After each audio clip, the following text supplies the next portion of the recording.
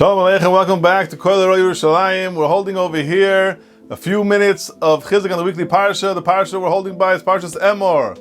Okay, so we find over here in the end of the parsha a section towards the end where we start talking about the Lechem Aponim, the 12 loaves of bread that were on the Shulchan, and right afterwards we see a terrible incident that occurred with a Ben Mitzri. Rashi points out the son of the Mitzri that Moshe Rabbeinu killed, who he came out and he cursed with the name of Hashem. Using the name of Hashem. Rashi explains over there that we know that there was an unbelievable miracle, that every day when we had this opportunity of the Shtemesre, the 12 Lechem Aponim, the 12 loaves of bread that they were placed in the Shulchan, they were sitting over there and they were kept warm and they were kept fresh for the whole week, throughout the whole week.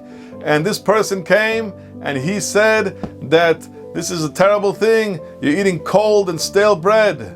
So the question is, we find also in Chazal that the nace was so true. In Chagiga, it says over there in the Gemara Chagiga and Daf Chavav that it's so true that this thing was fresh, this Lechem Aponim. These 12 loaves of bread were hot and fresh and warm, and they were there also throughout the whole week. So what exactly did he mean when he was trying to mockery the entire situation that HaKadosh Baruch Hu deserves to be cursed, the name, using Hashem's name and cursing this whole thing and making a mockery of the loaves of bread, that it's cold and stale? It doesn't make any sense. Why would that be? Physically we see that it was warm and fresh. What exactly is going on over here? So Rav Chaim Shmulevitz, the Rosh Hashiva of the Mir Yeshiva, he said over like this. He said, of course, this person realized the exact nace that was going on over here, that the loaves of bread stayed fresh and warm for so long.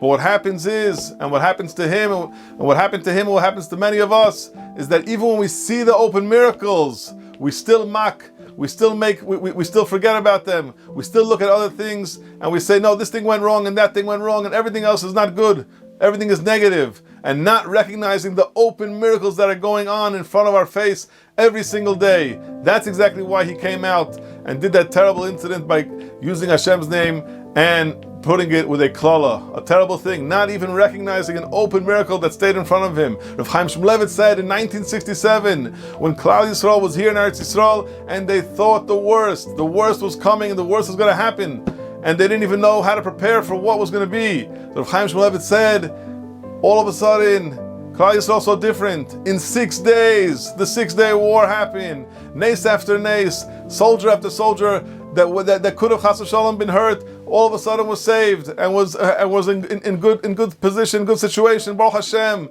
And there were so many nisim that happened. And Rav Chaim Shmulevitz said afterwards, he was around that in Eretz Yisrael in 1967, and he said during that tkufa, he said, look what happened over here. Chas v'shalom, we should forget and think that there's what to make mockery over here about something that's going on with the Yidden. Adarabba, there's so many nisim that are going on over here. There's so many nisim that we had, and many times we overlook the nisim. We don't see the nisim. It's true that every person is faced with so many challenges. We all have parnasa, children, shalom bayis, everything. We all always try to overcome our challenges. But one thing is for sure, we take the advice of the Rosh Hashiva of Chaim Shmulevitz based on the nisim, like we see in the end of this parsha of Parshas Emor of the 12 loaves of bread that stayed fresh, is never forget the nisim, which means that even though things are hard, even though a person's in a challenge, even though somebody is going through a hard time, he wants to have better shalom bayis, he wants to have better chinuch habanim and banois, he wants to be able to improve in all these areas. He's down on himself.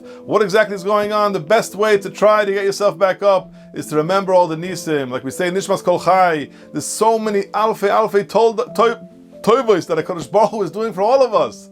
And there's so many wonderful things, we can't forget about it. B'siyata d'shmaya, everybody should go and take in this message, and we should all continue to grow. We should all continue to recognize. Everybody should have a wonderful Shabbos. Thank you all for listening, and Kol Tuv.